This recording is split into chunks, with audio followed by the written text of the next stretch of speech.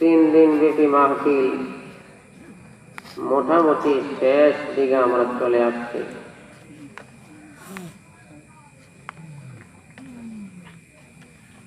কিছুক্ষণ পরে দোয়া হবে।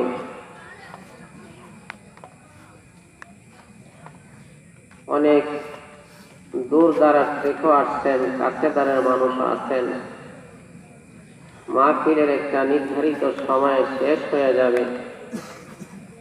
মাহফিলের সময়টা শেষ করার মধ্যে আমাদের ইচ্ছারও কিছু দখল আছে। 5-10 মিনিট সময় আগাইতে পারি, পাছাইতে পারি, কথা ঠিক যাবে। তো আল্লাহ পাকের পক্ষ থেকে আমাদেরকে একটা নির্দিষ্ট সময় দিয়া দুনিয়াতে পাঠাইছে। এই সময়টাকে আমরা আগাইতে পারবো না, পাচ্ছাইতে পারবো না। কি বলেন, পারবো ভাই? কেউ পারবো? আমরা কেউ পারবো না। আল্লাহ পাক রব্বুল আলামিন আমাদেরকে দুনিয়াতে পাঠাইছেন একটা সীমিত সময় দিয়া, নির্ধারিত সময় দিয়া। এই সময়টা আল্লাহ তাআলা আসলে দিয়েছেন আমাদেরকে দুনিয়ার থেকে আখিরাত কামাই করে নিয়ে যাওয়ার জন্য। আল্লাহ জাল্লা শানুকে রাজি করে, আল্লাহকে খুশি করে কাপড়ের নিচে মুখ লুকানোর জন্য। তো আমরা আল্লাহকে খুশি করার জন্য কাজ করি বা না করি, আল্লাহর হুকুম মানি বা না মানি, নবীর তরিকা মানি বা না মানি, আপনার আমার হায়াতটা কিন্তু আস্তে আস্তে শেষ হয়ে যাইতেছে। কথা ঠিক না বেশি?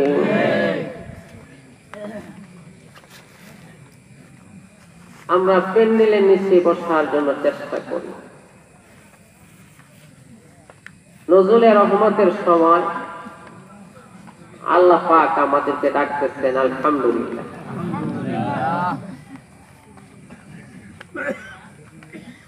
তো আপনার আমার হায়াত, আপনার আমার জীবনের সময়টা আস্তে আস্তে শেষ হয়ে যাইতেছে। শেখ সাদি রহমাতুল্লাহ আলাইহি বলছেন, ওমরা বরফ আফতাব তামুস, মানুষের জীবনটা হইল বরফের মতন, দুনিয়ার বেঁচে ব্যস্ততা হইল সূর্যের প্রখরতার মতো। বরফ যদি প্যাকেট থেকে খোলা হয়, সূর্যের তাপ বেশি হয়। সূর্যের তাপ যত বেশি হয়, বরফটা তাড়াতাড়ি গলিয়া শেষ হয়ে যায়। বরফ যেরকম প্যাকেট থেকে খুললে আস্তে আস্তে বরফটা শেষ হয়ে যায়, আমরাও আমার মার পেট থেকে আসার পর থেকেই আমাদের হায়াতটা আস্তে আস্তে শেষ হয়ে যাইতেছে। এই বিষয়টা এক বুজুর্গ বড় সুন্দর করে বোঝাইছেন সূরা আসরের ব্যাখ্যার মধ্যে। এক ঘটনা উল্লেখ করেছেন। এক বরফওয়ালা বাজারে গেছে বরফ বিক্রি করার জন্য। সে বাজারের লোকদেরকে, ক্রেতাদেরকে লক্ষ্য করে বলতে আছে, ইরহামু আলা মাইয়াজুরা সুমালি, ও বাজারের মানুষেরা, ওই মানুষটার প্রতি রহম করো যার মূলধন গলিয়া শেষ হইয়া যাইতেছে। অর্থাৎ বরফওয়ালা বুঝাইতেছে, এরে বাজারের মানুষেরা, তোমরা যদি আমার থেকে বরফ খরিদ না করো, আমার বরফ আস্তে আস্তে গলতে গলতে শেষ হয়ে যাবে। আমি কিন্তু আমার পুঁজি নিয়ে বাড়িতে ফিরতে পারবো না। ওই বরফওয়ালার বাক্য আল্লাহর একজন ওলি বড় আলেমে শুনছেন। আলেমে শুনিয়া বলে, এরে বরফওয়ালা, তোমার বাক্য থেকে আমি আমার জীবন আর হায়াতের হাকিকত বুঝে নিলাম। বরফওয়ালার বরফ যেরকম গলতে গলতে শেষ হয়ে যায়, আস্তে আমার জীবনটা এভাবে আস্তে আস্তে শেষ হইয়া যাইবে, শেষ হইয়া যাইবে। কথা ঠিক না বেঠিক ভাই? বরফওয়ালা বরফ প্যাকেট থেকে বাইর করার পরে পান করলেও বরফ শেষ হয়ে যায়। পান না করলো বরফটা শেষ হয়ে যায়, তেমনি ভাবে আমরা আমল করলো জীবন শেষ হবে, আমল না করলো শেষ হবে। নেক আমল করলো জীবন শেষ হবে, নাউজুবিল্লাহ নাফরমানি করলো জীবনটা শেষ হইয়া যাবে। কথা ঠিক না ঠিক ভাই? জীবনটা তো শেষ হইয়া যাবে। এই জীবনের দাম আছে কিনা? আওয়াজ করে বলেন, দাম আছে কিনা? হায়াতের দাম আছে কিনা? আছে। তো কেমন দাম? একটা মুহূর্তের দাম কত? আল্লাহু আকবার। ইমাম খাকানি রাহমাতুল্লাহি আলাইহি আল্লাহ পাকের কলি ছিলেন, 30 বছর পর্যন্ত তরিকতের লাইনে মেহনত করছেন। সুবহানাল্লাহ। কঠোর সাধনা করার পরে একদিন মনরে জিজ্ঞাসা করে, মনরে তোমাকে একটা প্রশ্ন করতে চাই, তুমি আমার প্রশ্নের জবাব দিয়া দাও। এই প্রশ্নটা কি ভাই? মন বলে, দাও। আল্লাহ যে তোমার দুনিয়াতে পাঠাইল, তোমাকে হায়াত দান করলো, জীবন দান করলো, এই হায়াতের এক একটা মুহূর্তের দাম আল্লাহ তাআলার কাছে কত দামি। ওনার মন থেকে একটা জবাব আসছে, ফাসাআযসিসাল মুহাক্কিক শুনব খাকানি, ফাসাআযসিসাল মুহাক্কিক শুনব খাকানি, বা একদম খোদা বুদান বেহ আজমুল কে সুলাইমানি। ইমাম খাকানি মনকে প্রশ্ন করার পরে মনকে জবাব আসলো, ও খাকানি তুমি শোরে, আল্লাহ তাআলার দেওয়া হায়াতে জিন্দেগির একটা মুহূর্তের দাম সুলাইমান আলাইহিস সালামের 5 হাত থেকে আরো বেশি দামি। সুলাইমান আলাইহিস সালামের 5 হাত ছিল তামাম পৃথিবীময়। এর দ্বারা বুজুর্গ বোঝাইতেছে দুনিয়ার মানুষরে, তোমার একটা শ্বাসের দাম তামাম দুনিয়ার চেয়েও মওলার দরবারে আরো অনেক গুণে বেশি দামি। ভাই এই দামটা তো এখন আমাদের বুঝে আসবে না। এই হায়াতের দাম বুঝে আসবে মৌতের সময়, হায়াতের দাম বুঝে আসবে কবরে, হায়াতের দাম বুঝে আসবে হাসরের ময়দানে। কথা ঠিক না বেঠি? বিষয়টা বোঝার জন্য একটা হাদিসের কথা আমরা শুনি। হাসরের ময়দান যখন কায়েম হয়ে যাবে, আল্লাহ পাকের বিচার প্রণালী পদ্ধতি হবে। যার নেকের পাল্লা ভারী হবে তাকে আল্লাহ আল্লাহর তৈরি জান্নাত দান করবে, যার গুনার পাল্লা ভারী হবে তাকে জাহান্নামে দিয়ে দিবে। একদল মানুষ এমন হবে যার নেক আর গুনাহ সমান সমান, আল্লাহ পাক তাকে জান্নাতও দিবেন না, তাকে জাহান্নামও দিবেন না। আরাফ নামক একটা জায়গা থাকবে ময়দানে হাসরে, আল্লাহ তাআলা ওই মানুষটাকে আরাফের মধ্যে রাখবেন। আরাফ এমন একটা জায়গা, যে জায়গাতে বেহেশতের শান্তি নাই, জাহান্নামের কষ্ট নাই, কিন্তু আল্লাহর বান্দা আরাফে তাকিয়া জান্নাতের শান্তি দেখতে পাইবে, জাহান্নামের কষ্ট দেখতে পাইবে। আল্লাহর বান্দা জান্নাতের নিয়ামত দেখিয়া আল্লাহর কাছে ফরিয়াদ করবে আর কাঁদবে, হায় আল্লাহ এত সুন্দর জান্নাত, এত নিয়ামতের জান্নাত দেখা যায় গো আল্লাহ। আল্লাহ যদি একটা নেক পাওয়া যাইতাম তাহলে তোমার জান্নাতে আমি চলে যাইতে পারতাম। আল্লাহ এখন তো আমার নেক পাওয়ার ব্যবস্থা কিভাবে হবে? আয় আল্লাহ যদি আমাকে একটু সুযোগ দিতেন, আমি হাসরের ময়দানে ঘুরে দেখতাম একটা নেক ভিক্ষা পাওয়া যায় কিনা। জোরে বলেন সুবহানাল্লাহ। একটা নেক ভিক্ষা পাওয়া যায় কিনা। আরহামুর রাহিমিন দয়াল আল্লাহ সুবহানাল্লাহ। আল্লাহ পাকের মানসা এটা নয় আল্লাহর কোন গোলাম মানে জাহান্নামের আগুনে জ্বলে। আল্লাহ বড় মায়া কইরা, বড় মহব্বত কইরা এক বিন্দু নাপাক পানি দিয়া এত সর্বাঙ্গীন সুন্দর একটা মানুষ বানাইয়া দুনিয়াতে পাঠাইছে। শুধু দুনিয়াতে পাঠিয়ে আল্লাহ ছেড়ে দেয় নাই, আল্লাহ তামাম জগৎ আমাদের গোলাম বানাইয়া দিছে। আল্লাহ তাআলা যুগে যুগে নবী রাসূল পাঠাইয়া আখিরাতের শান্তির পথ বাতাইয়া দিয়েছে। ভাই দোস্ত, আল্লাহ তো চায় না আল্লাহর গোলাম মানে জাহান্নামের আগুনে জ্বলুক। আল্লাহ পাকের কাছে যখন ফরিয়াদ জানাইবে, আল্লাহ আমাকে একটু সুযোগ করে দেন, আমি ময়দানে হাসরে ঘুরাইয়া দেখি একটা নেক পাওয়া যায় কিনা। আল্লাহ রাব্বুল আলামিন বান্দারে ডাক দিয়ে বলবে, বান্দা যা, সুযোগ দিয়ে দিলাম, ময়দানে হাসরে ঘুরাইয়া দেখ একটা নেক পাস কিনা রে। আল্লাহর বান্দা বড় খুশি মনে ময়দানে হাসরে বাইর হবে। হাসরে বাইর হইয়া তার বাবার সন্ধান করতে থাকবে, বাবাকে খুঁজতে থাকবে, বাবার নাগাল পাওয়া যাইবে, বাবার সাথে সাক্ষাৎ হয়ে যাবে। ডাক দিয়ে বলবে, আব্বা আমি আপনার কলিজার টুকরা সন্তান। আয় আল্লাহ, দুনিয়াতে না খাইয়া আমাকে খাওয়াইছেন, না পড়াইয়া আমাকে পড়াইছেন, আব্বা আমার জন্য জীবনটাকে বিপন্ন করে দিয়েছেন। ও আব্বা, ময়দানে হাসরে আমার হিসাব কিতাব হয়ে গেছে, আমার নেক আর গুনাহ সমান সমান। আব্বা একটা নেক যদি পাওয়া যায়, ওই মওলার জান্নাতের মেহমান হয়ে যাইতে পারি। আব্বা এই কঠিন ময়দানে হাসরে আমাকে একটা নেক দেয়া সাহায্য করেন। বাবা কি জবাব দিবে? বাবা বলবে, কলিজার টুকরা সন্তান, এটা দুনিয়ার বাজার নয় রে বাবা, এটা দিয়ে হাসরের ময়দান। জাহান্নামের আগুন তুলিয়া উঠছে রে বাবা। আমি যদি একটা নেক তোমাকে ভিক্ষা দিয়া দেয়, আর আমার হিসাবের বেলায় একটা নেকের কমতি হইয়া যায়, তাহলে তো আমি মওলার জাহান্নামের আগুনে জ্বলতে হবে।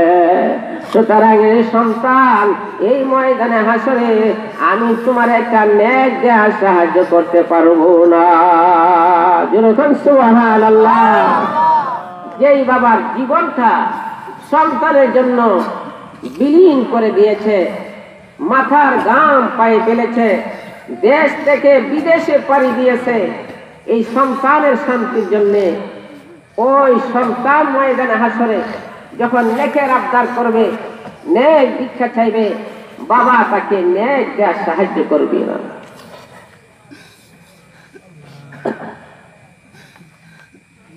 বাবার কাছ থেকে সন্তান বিফল মনোরথ হইয়া নৈরাশ হইয়া মা জননীকে বিশ্রাইবে। দুনিয়ার একটা নিয়ম আছে, বাবার কাছে যদি পথ পাওয়া না যায়, কোনো কথাই যদি বাবার কাছে বলা না যায়, কমপক্ষে মা জননী সন্তানকে দূরে ফেলাইয়া দেয় না। মা জননীকে দেখে মন ভরা আশা নিয়া ডাক দিয়ে বলবে, আম্মা জান, আমি আপনার কলিজার টুকরা সন্তান, ময়দানে হাসরে আমার হিসাব কিতাব হয়ে গেছে মা, আমার নেক আর গুনাহ সমান সমান। ও আম্মা, একটা নেক যদি পাওয়া যায়, মওলার জান্নাতে চলে যেতে পারি গো মা। আমার জন্য দুনিয়ার জমিনে কত কষ্ট করছেন, আজকে একটা নেক সাহায্য করেন, একটা নেক পেলে মওলার জান্নাতে চলে যাইব। মা ডাক দেয়া বলবে, কলিজার টুকরা সন্তান, এটা দুনিয়ার বাজার নয় রে বাবা, এটা দিয়ে হাসরের ময়দান। এই জাহান্নামের আগুনের ধর্ম তুলিয়া উঠছে।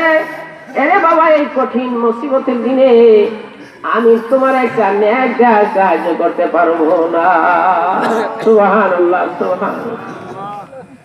মা জননী সন্তানকে নেক দিবে না, এই লোকটা হাসরের ময়দানে মলিন চেহারা নিয়ে ঘুরাইবে, চেহারা নিয়ে ঘুরাইবে। আল্লাহর এক বান্দা তাকে নাগাল পাইবে, জিজ্ঞাসা করবে, আল্লাহর বান্দা কেন রে পেরেশানগ্রস্ত আছো, কেন ঘোরাঘুরি করতেছো? সে বলবে, আল্লাহর বান্দা, আমার তো হিসাব কিতাব হয়ে গেছে, আমার নেক আর গুনাহ সমান সমান। একটা নেক যদি পাওয়া যায়, নেকের পাল্লা বাড়ি হয়ে যাবে, মওলার জান্নাতে চলে যাইতে পারি। আর আল্লাহর বান্দা আসলে নেক আমলের দিকে এত নিঃস্ব, এত কাঙ্গাল, তার আসেই মাত্র জীবনে একটা নেক আমল। সে মনে মনে ভাববে, যে একটা নেক আমল দিয়ে আমি কি করবো, জান্নাতে যেতে পারবো না, এই আল্লাহর বান্দাকে একটা নেক সাহায্য দিয়ে দেয়। সে সাহায্য দিয়ে দিবে, নেক পাইয়া বড় খুশি হবে। খুশি হয়ে আল্লাহর দরবারে হাজির, আল্লাহ নেক তো একটা পাইয়া নিচ্ছি, আর এই নেক পাইয়া নিচ্ছ তো আমার পয়সালা অনুযায়ী তুমি জান্নাতে চলে যাও। আল্লাহর বান্দা জান্নাতের দিকে দৌড় মারবো, দৌড় হইস। আল্লাহ কবে বান্দা একটু থামো থামো থামো। থামবে কেন? থামতাম, আল্লাহ নেক তো পাইছি। আরে তুমি নেক পাইছো করতে হাসরের ময়দানে আল্লাহর এক বান্দা আমাকে সাহায্য করছে। আরে তুমি তার নেকের উসিলা জান্নাতে যাইতেছো, আরে তার জন্য তুমি সুপারিশ করো, তোমার সুপারিশ কবুল করিয়া ওই ব্যক্তিকে আমি জান্নাতের ফয়সালা করে দিব। এখন কইবেন হুজুর একটা সহজ আজকে শুনছি আপনার কাছ থেকে, দুনিয়াতে কুস্তি করতাম না, একটা নেক লইয়া খালি ময়দান আসলে ঘুরাইমু আর দেখবো কেডা নেক চায়, তো এইবার একটা নেক দিলে আমি জান্নাতে যেতাম যখন। এটা আল্লাহর রহমতের শান বুঝাইছে। কি বুঝাইছে ভাই? আওয়াজ করে বলেন, কি বুঝাইছে? এটা আল্লাহর রহমতের শান বুঝাইছে। আল্লাহর রহমত যে বান্দার প্রতি কত। হাসরের ময়দানে দুই বান্দার সম্পর্কে ফয়সালা হয়ে যাবে জাহান্নামে। আল্লাহ বলবেন যাও জাহান্নামের দিকে যাও। এক বান্দা দ্রুত গতিতে দৌড়তে থাকবে। আল্লাহ জিজ্ঞাসা করবে বান্দা এখনো তো তাড়াতাড়ি দৌড়াও কেরে? বান্দা বলবে আল্লাহ দুনিয়াতে নাফরমানি করছি, বিনিময় জাহান্নাম, এখন আপনি হুকুম করছেন জাহান্নামে যাইতে, এখন আর আপনার হুকুম লঙ্ঘন করতাম না। সুবহানাল্লাহ। এখন যদি হুকুম লঙ্ঘন করি আমার শাস্তি ডবল হইতে পারে। আল্লাহ বলবেন বান্দা তুই থাম থাম। সুবহানাল্লাহ। এই যে আবার দুনিয়াতে যাই করছে, পরকালে রয়ে গেছে। আরেক বান্দা কিছু সময় হাঁটবে, আবার ঘাড় ফিরায় ফিরায় চাইবে। সুবহানাল্লাহ। আল্লাহ কবে বান্দা হুকুম করছি জাহান্নামে যাইতে, তুই কেড়ে রে ঘাড় ফিরায় ফিরায় চাই। বান্দা ডাক দে বলবে আল্লাহ আপনার হামুর রাহিমিন দয়াল আল্লাহ, যদি হুকুম করছেন জাহান্নামের, কিন্তু এখন আমি আপনার রহমত থেকে নৈরাশ না আল্লাহ, নৈরাশ না। আল্লাহ গুরু বান্দারের ডাক দেয়া জান্নাতের ফয়সালা করে দিব। এই হাদিসগুলোর মধ্যে আল্লাহর রহমতের শান বুঝাইছে। কিন্তু আমি যেই কথাটা আপনাদের খেদমতে আরজ করতেছিলাম, আপনারা আলেমুল আমাদের কি যাই ওলামায়ে কেরাম স্টেজে বসে, আল্লাহ মা তাকে নেক সাহায্য দিবে না, বাবাও অনেক সাহায্য দিবে না। এমন একটা মুসিবতের দিন হবে, ওই পরকালের দিন। ওই দিন বুঝে আসবে দুনিয়ার জীবনের হায়াতের কত দাম। সুবহানাল্লাহ। দুনিয়ার জীবনের হায়াতের কত দাম। ঘটনা সেরকম। ইমাম খাকানি এই শেরটা একটা কাগজের মধ্যে লেখছে। কি লেখছে? আওয়াজ করে কর, এখন তো অনেকেরই ঘুম আসছে। কাগজের মধ্যে লেখছে শেরটা, আল্লাহর কুদরতে বাতাস এসা এই কাগজের টুকরাটা উড়াইয়া নিয়া আরেকজন ওনার চেয়ে বড় ওলির দরবারে নিয়ে ফেলাইছে। আল্লাহর ওলি শের করে দেখে দারিমায় না বহাক্কাত শুনব খাতানি বহদম খুদা বুদন বেআজমুল কে সুলাইমানি। এক মুহূর্ত আল্লাহ বলা তাম পৃথিবীর চেয়ে আরো বেশি দামি। উনি অপর পৃষ্ঠায় লেখেন না দারিমায় না মুহাক্কিক শুনব খাতানি একদম খুদা বুদাল বেআজমুল কে দুজাহানি। সুবহানাল্লাহ। এই আল্লাহর ওলি কয় খাকানি তুমি এখনো তরিকতের লাইনে বালে গইছো না, নাবালি গইছো। আরে আরো জোরে সুবহানাল্লাহ। তুমি তরিকতের লাইনে এখনো বালে গইছো না, তুমি নাবালি গইছো। 30 বছর সাধনা কইরা তুমি সিদ্ধান্ত দিছো, ফয়সালা করছো, রায় দিয়া দিছো। আল্লাহর দেওয়া হায়াতে জিন্দেগির একটা মুহূর্তের দাম তামাম পৃথিবীর চেয়ে বেশি। তোমার সিদ্ধান্ত ভুল, তোমার সিদ্ধান্ত সঠিক হয় না, আমি রায় দিই, তুমি শোনো। সুবহানাল্লাহ। ওনার রায়টা কি? উনি বলেন এক মুহূর্ত আল্লাহ বলার দাম দুনিয়া ও আখিরাত চেয়ে আরো বেশি দামি। দুনিয়া ও আখিরাত চেয়ে আরো বেশি দামি, বেশি দামি।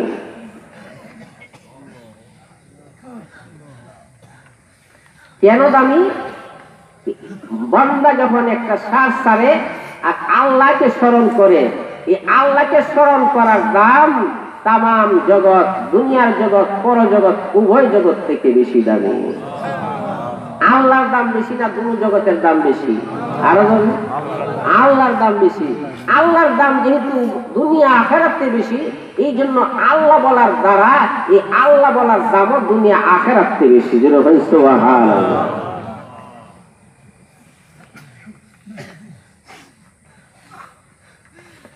আল্লাহু আকবার। বিষয়টা আরো বোঝার জন্য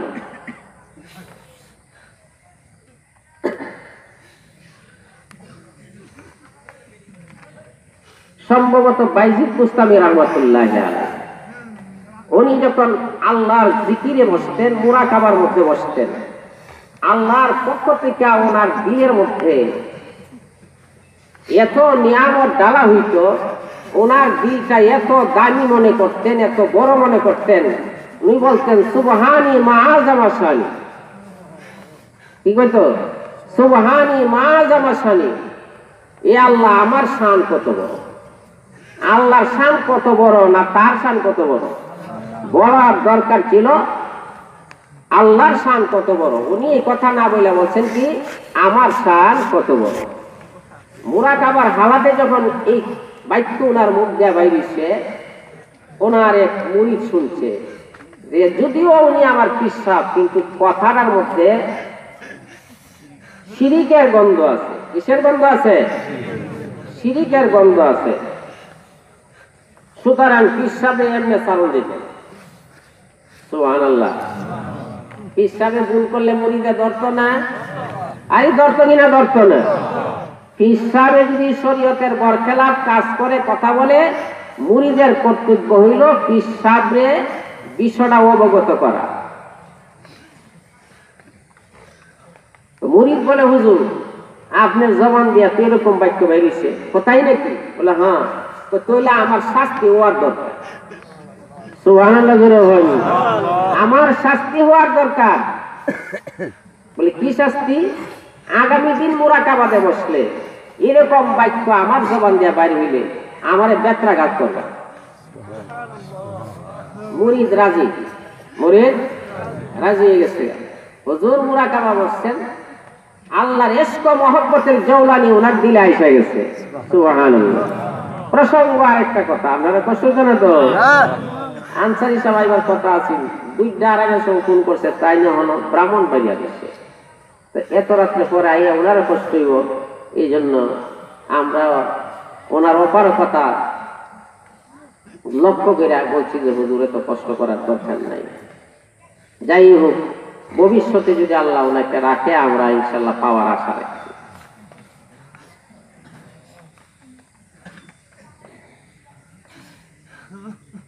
মানুষ আল্লাহ পাকের জিকির যখন করে, আল্লাহ পাকের পক্ষ থেকে বান্দার কলবের মধ্যে আল্লাহ পাকের প্রদত্ত নূর তার দিলের মধ্যে আসতে থাকে।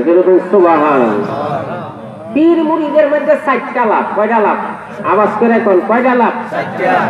একজন মানুষ যখন পীরের কাছে মুরিদ হয়, সহিহ তরিকা যদি সে আমল করতে পারে, তাহলে তার 4টা উপকার হয়। কয়টা উপকার? আওয়াজ করে কোন কয়টা উপকার? 4টা উপকার। এর মধ্যে একটা উপকারের নাম হইল ওয়ারাদাত। ওয়ারাদাতের মর্ম হইল আল্লাহর বান্দা যখন মুরাকাবা করে, জিকির করে, আল্লাহ খুশি হইয়া বান্দার কলবের মধ্যে এই পরিমাণ ফয়েজ ঢাইলা দেয়, বান্দা নিজেকে সম্পরণ করতে পারে না, দিলের মধ্যে কম্পন শুরু হয়ে যায়, দিল লাফালাফি শুরু করে যায়, বান্দা নিজেকে ধরে রাখতে পারে না, জমিনের মধ্যে ঘোরাঘুরি শুরু করে দেয়। এটাকে বলা হচ্ছে ওয়ারাদাত। তো বাইজিদ বুস্তামি রাহমাতুল্লাহি আলাইহি উনি এরকম করাভাতের মধ্যে আছেন, আল্লাহর পক্ষ থেকে বিশেষ রহমত, বিশেষ ফয়েজ ওনার কলবের মধ্যে ডালা হইতেছে। উনি আত্মবিস্মৃত অবস্থায় নিজেকে ভুলে গেছেন, সুবহানাল্লাহ। নিজের অস্তিত্বকে আল্লাহর মধ্যে বিলীন করে দিয়েছেন। এই জন্য ওনার জবান গাইছে সুবহানি মা জামা শানি। আল্লাহ তোমার পবিত্রতা বর্ণনা করতেছি, আমার শান কত বড়।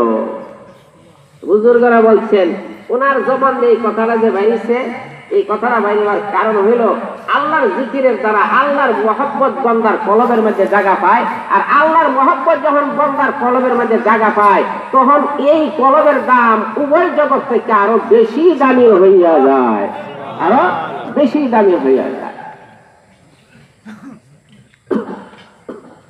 যে কথাটা আমি বলতেছিলাম, হায়াতে জিন্দেগির একটা মুহূর্তের দাম সারা পৃথিবীর চেয়েও আল্লাহ তাআলার কাছে আরো বেশি দামি, আরো বেশি দামি। এই হায়াতে জিন্দেগি আস্তে আস্তে আমাদের কাছ থেকে বিয়োগ হইতেছে, কথা ঠিক না ঠিক? আস্তে আস্তে বিয়োগ হইতেছে। যাইতে যাইতে একদিন আমার আপনার দুনিয়ার বিদায়ের ঘন্টা বেজে যাবে। আজরাইল আলাইহিস সালাম আপনার আমার সামনে হাজির হয়ে যাবে। আমার দুনিয়ার যত রং তামসা, দুনিয়ার যত চিন্তাধারা, দুনিয়ার যত পরিকল্পনা ছিল, সব কিছু নিমিষের মধ্যে শেষ হইয়া যাবে, শেষ হইয়া যাবে, কথা ঠিক না বেঠে ভাই?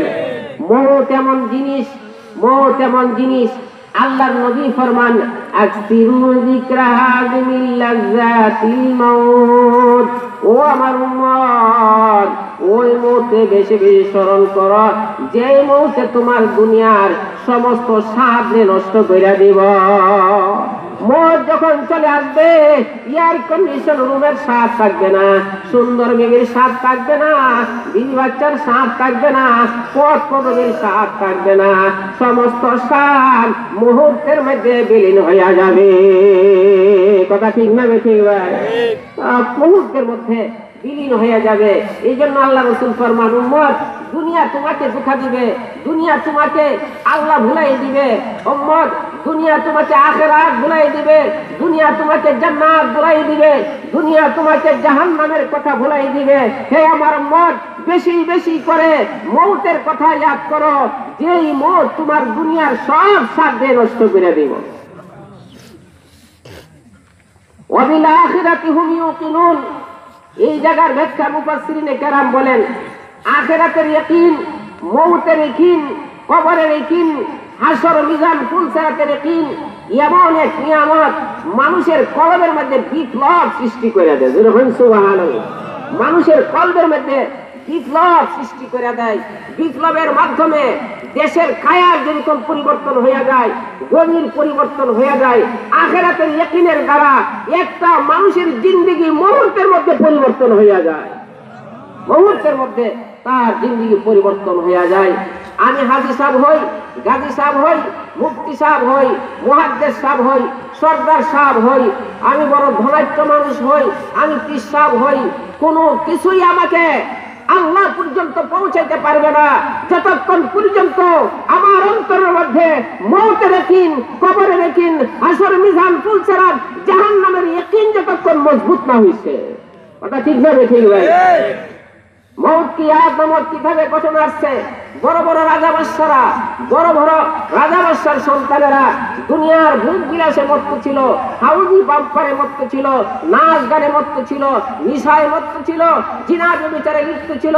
মুহূর্তের মধ্যে আখিরাতের ফিকির চলে আসছে, আর আসার সাথে সাথে পুরা জিন্দেগির পরিবর্তন হইয়া আল্লাহর ওলি হইয়া জান্নাত দেখিয়া দেখিয়া আল্লাহর দরবারে হাজিরা দিচ্ছে।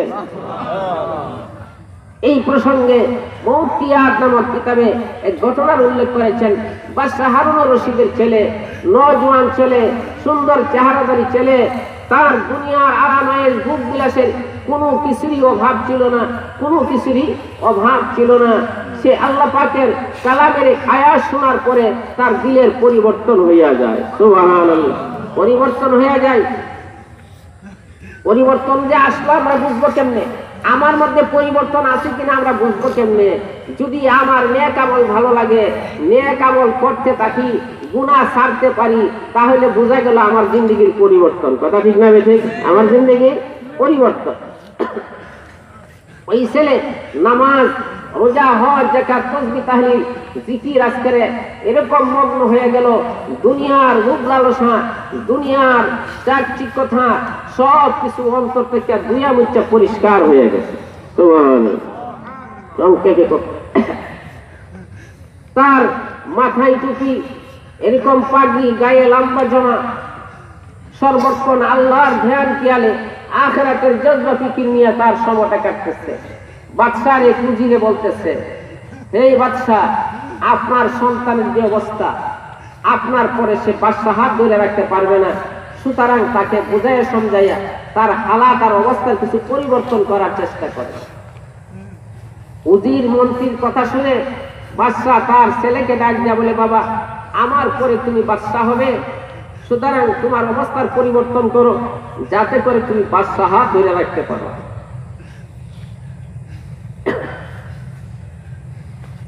ওই বাচ্চা মুখে জবাব না দিয়ে একটা আমলের মধ্যে জবাব দিছে। আমলটা কি?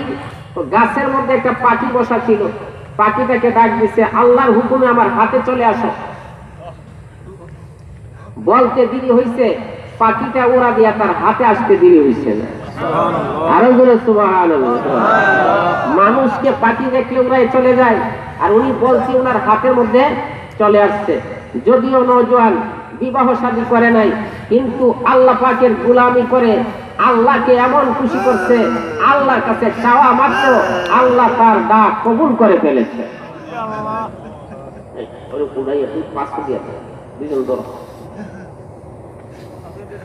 লা ইলাহা ইল্লাল্লাহ, লা ইলাহা, আল্লাহ তার জন্য হয়ে যায়।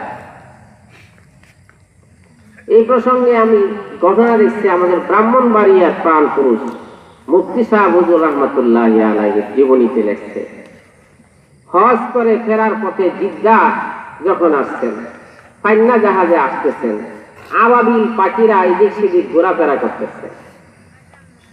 হুজুর একটা আবাবিল পাখিকে লক্ষ্য করে বলেন, আল্লাহ পাক তোমাদের দ্বারা আল্লাহর ঘর হেফাজত করছিল, সুবহানাল্লাহ, আর আমার কাছে দিয়ে ঘোরাঘুরি করতেছ।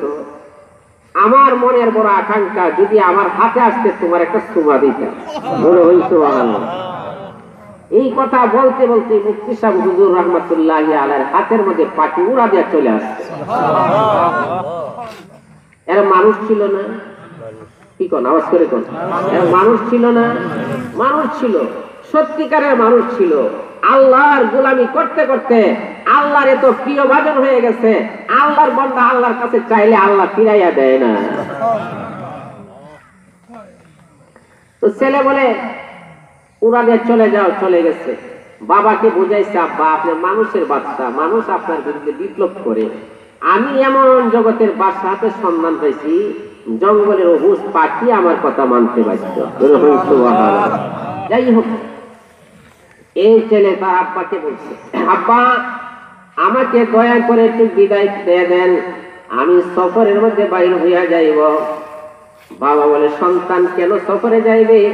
আমার তো টাকা পয়সার অভাব নাই, ধন দৌলতের অভাব নাই, কেন তুমি সফরে যাইবে, বিদেশ যাইবে? সন্তান বলে, আব্বা, দুনিয়ার সব কিছু আছে আমি দেখতেছি, কিন্তু আমার একটা অভাব আছে আব্বা, আখিরাতের নেক আমলের অভাব। আমি ঘরের বাইরে যাইব দুনিয়ার টাকা পয়সা কামাই করার জন্য না গো আব্বা, আমি আল্লাহ রাস্তা সফর করতে করতে, আল্লাহকে ডাকতে ডাকতে যদি জাহান্নামের আগুন থেকে মুক্তি লাভ করতে পারি আব্বা, তাহলে আমার জীবনটা হবে সার্থক জীবন। فمن زحزح عن النار وأدخل الجنة فقد فاز। আল্লাহ বলে, ময়দানে হাসরে যাকে জাহান্নাম থেকে দূরে রাখা হবে, আল্লাহর জান্নাতের মেহমান বানানো হবে, তার জীবন হবে সফল জীবন।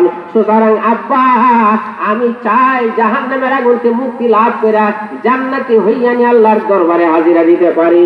বাদশাহ হারুনুর রশিদ, আল্লাহ ওয়ালা বাদশাহ হারুনুর রশিদ সন্তানের ডাকটা বলে, এরে কলিজার টুকরা সন্তান, যাও যাও, আল্লাহ রাস্তা সফরে বাইর হইয়া যাও, এতে আমার আপত্তি নাই রে সন্তান। সন্তান, তুমি যদি জাহান্নামের আগুন থেকে মুক্তি লাভ করে জান্নাতে যাইতে পারো, আমার কোনো আপত্তি নাই, যাও আল্লাহ রাস্তা বাইর হইয়া যাও। সুবহানাল্লাহ, আল্লাহ রাস্তা বাইর হইয়া যাও। বাবার থেকে বিদায় নিয়ে মা জননীর কাছে যায়, যাইয়া বলে, আম্মা জান, আমি আপনার কলিজার টুকরা সন্তান, আপনার কাছে একটা আবদার রাখতে চাই। কি আবদার রে বাবা বলো?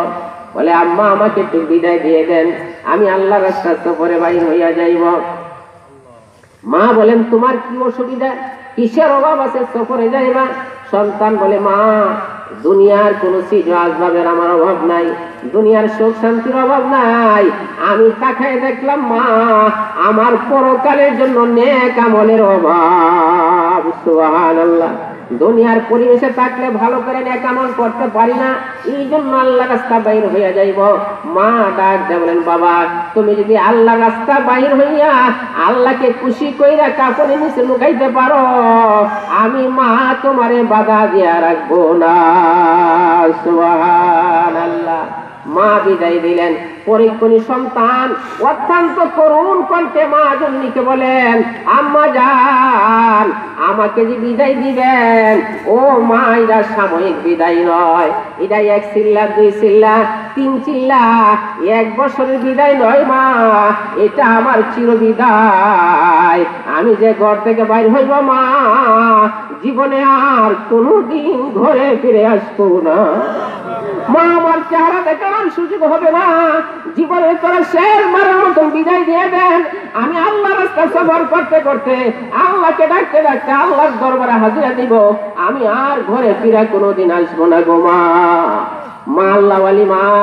মা বলে, সন্তান তোমাকে গর্ভধারণ করছি, লালন পালন করছি, বড় হইছ, এরে বাবা জাহান্নামের আগুন থেকে বাঁচতে যাই তুমি আমার থেকে দূরে চলে যাও, এই জন্য আমার কোনো আপত্তি নাই।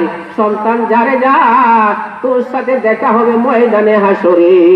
সুবহানাল্লাহ। কেমন মা! মা বিদায় দিচ্ছে। বিদায় দিয়া বলে, সন্তান এত লম্বা সফরে যাইবা, জীবনে কোনোদিন ফিরে আসবা না, জীবনে কোনোদিন কাজকর্ম করো নাই, তুমি কিভাবে জীবিকা নির্বাহ করবে? কোনো কিছু সামানা তোমার সঙ্গে আছে কিনা? সন্তান বলে, হ্যাঁ মা, আমার একটা সামান আছে, আমার একটা সম্বল আছে, একটা সম্বল নিয়ে আমি বাইর হইলাম গো মা। কি সম্বল বাবা দেখাও, আমার দিলে যেন শান্তি আসে। ওই সন্তান দুনিয়ার কোনো টাকা পয়সা, হীরামণি মুক্তা, অন্য কিছু সম্পদ দেখাইলেন না, ওনার ব্যাগ থেকে একখান কোরআন শরীফ বাইর করলেন। সুবহানাল্লাহ। একখান কোরআন শরীফ বাইর করে বলেন, আম্মা এইটাই হইল আমার সবচেয়ে বড় সম্পদ, আল্লাহর কালাম লই আমি আল্লাহ রাস্তা সফরে বাইর হইয়া যাইব। সুবহানাল্লাহ।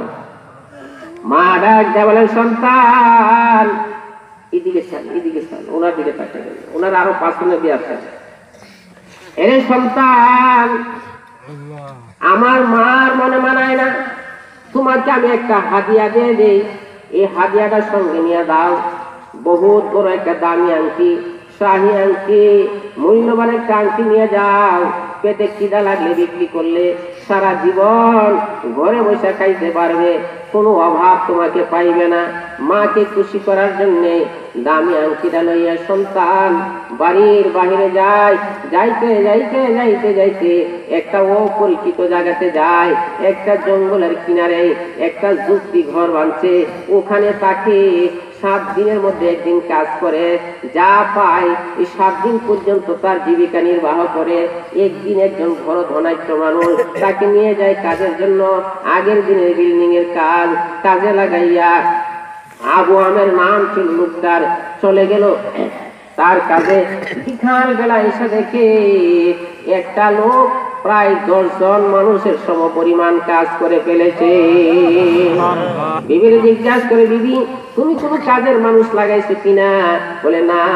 তাহলে একটা ছেলে এত বেশি কাজ কিভাবে করলো? বিবি বলে, স্বামী আমি দূর টাকা পাঠাইয়া দেখছি, কে যেন মাটিটারে লেভেল করে দেয়, সমান করে দেয়, যুবক বাচ্চারা শুধু ইটটাকে ধরে ধরে জোড়া লাগাইয়া দেয়। আবু আমের বুঝতে আর বাকি রইল না। আবু আমের বলে, বিবি এই লোকটা মনে হয় আল্লাহর কোন খাস গোলাম, আল্লাহ তার কাজে বরকত দিছে, আল্লাহ তাআলা সাহায্য করছে। যাইবার সময় বলে, বাবা তোমাকে পারিশ্রমিক বাড়াইয়ে দে। বলে, না আমাকে বাড়াইয়া দিবেন না, বাড়াইয়া দিবেন না। 1 দিরহাম আর 1 দানব, দানব হইল দিরহামের 6 ভাগের 1 ভাগ, আমাকে 7 দানব দিয়ে দেন, আমি চলে যাইব। ওই টাকা নিয়ে চলে গেল। পরের দিন বাজারে যাই, তাকে আবার কাজে আনার জন্য লোকজনকে জিজ্ঞাসা করলো। লোকজন বলে, তাকে পাওয়া যাবে না। কেন পাওয়া যাবে না? 7 দিনের একদিন কাজ করে বাকি সময় ওই জঙ্গলের কিনারে যুক্তি করে বসে বসে আল্লাহর ইবাদত বন্দেগী করে। আল্লাহ পাকের কুদরত ওই আবু আমের অন্তরে যুবকের মহব্বত ঢুকায়া দেয়। হাঁটতে হাঁটতে যায়, যাইয়া দেখে যুবক ঘুমায় রইছে, কিন্তু মাথার নিচে কোনো নরম বালিশ নাই, একটা শুকনা ইট মাথার নিচে দেয়া ঘুমাইয়া রইছে। সুবহানাল্লাহ।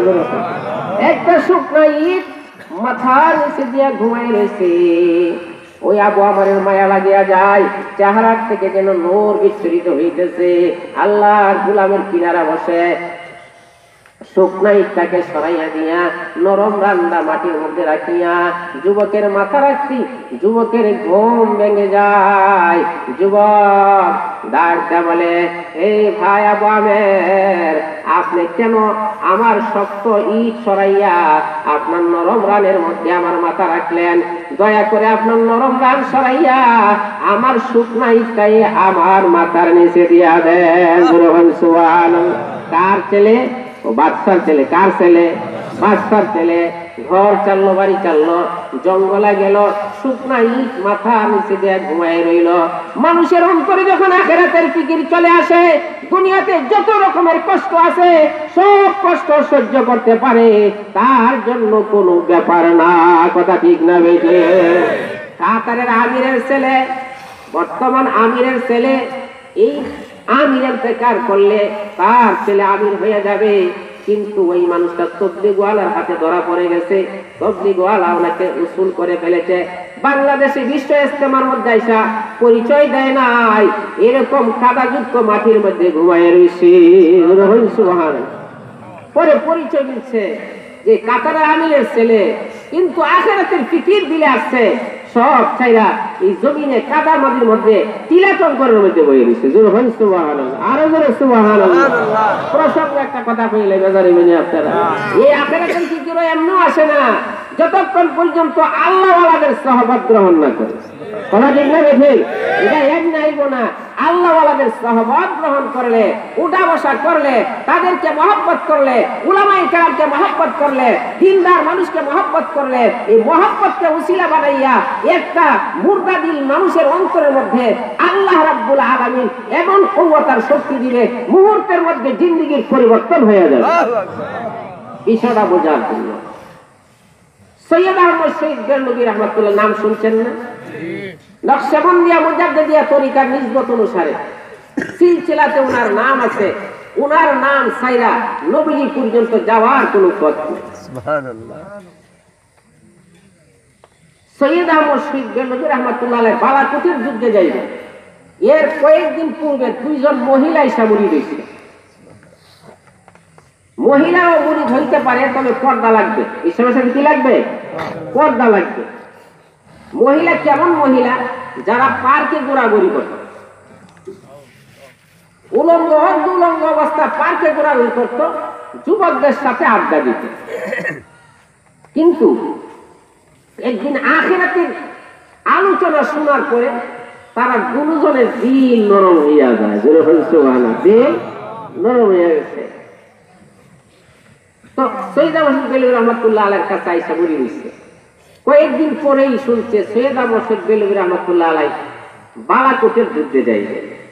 দেখেন মহব্বত কত, অল্প সময়ে মহব্বত কত সৃষ্টি হয়েছে। আইসা পর্দা থেকে বলে, হযরত আপনি নাকি বালাকোটের যুদ্ধে যাইবেন? বলে হ্যাঁ। তো বালাকোটের যুদ্ধে যদি আপনি যান আর ওখানে শহীদ হয়ে যান, আপনার সহবত আর নসিব হবে না, আপনার থেকে আখিরাতের নিয়ামত পাওয়ার নসিব হবে না।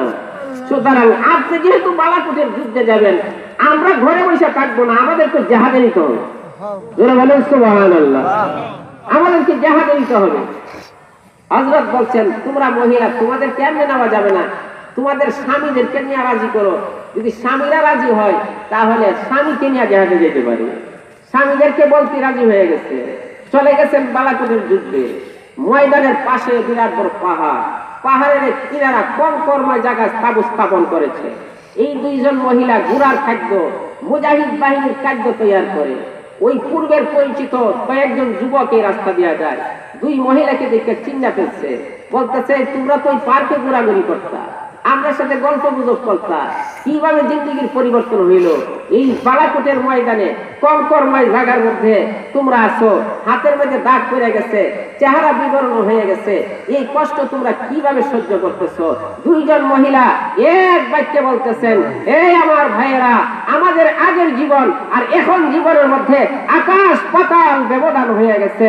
এই সৈয়দ আহমদ শহীদ বেরলভী রহমতুল্লাহি আলাইহি হাতে হাত দিয়া যেদিন মুরিদ হইয়া ওজিফা পালন করা শুরু করছি, আল্লাহ তাআলা আমাদের দিলের মধ্যে এত শক্তিশালী এক ঈমান দান করছে, এত মজবুত ঈমান দান করছে। আমাদের দিল থেকে যদি ঈমানটাকে আলাদা করা যাইতো আর বালাকোটের পাহাড় রাখা হইতো, বালাকোটের পাহাড় আমাদের ঈমানের ভারে টুকরা টুকরা হইয়া কান হইয়া যাইত, কান হইয়া যাইত। এই নিয়ামত এমনি মিলে না। যারা আখিরাতমুখী, ওয়াত্তাবি সাবিলা মান আনাবা ইলাইয়া, যারা আখিরাতমুখী মানুষ, তাদের জুতাবাজ করো, তাদেরকে মহব্বত করো, তাদের খেদমত করো, তাদের নেক তাওয়াজ্জু যদি একটা মুহূর্তের পরে তোমার অন্তরের মধ্যে পড়িয়া যায়, এই আল্লাহর বান্দা, শত বছর হাজার বছর ইবাদত করে তোমার যে পরিবর্তন আসতো, এর চেয়ে বেশি একটা নজরে তোমার পরিবর্তন চলে আসবে। এই দোস্ত বুজুর্গ, তো যেই কথাটা বলতেছিলাম, এই নিয়ামত তো আল্লাহ ওয়ালাদের সহবতে, উলামায়ে কেরামের সহবতে, মাদ্রাসার পরিবেশে, তাবলীগের পরিবেশে, নেক কাজের পরিবেশে থাকলেই সেই নিয়ামত মানুষের অন্তরে চলে আসে। কথা ঠিক না বেঠে? আল্লাহ, ওই যুবকের কথা বলতেছিলাম, এই যুবকের অবস্থা আখিরাতমুখী হইলেন, কষ্ট করতেছেন। আবু আমেরকে বললেন, ঈশ্বরে দাও।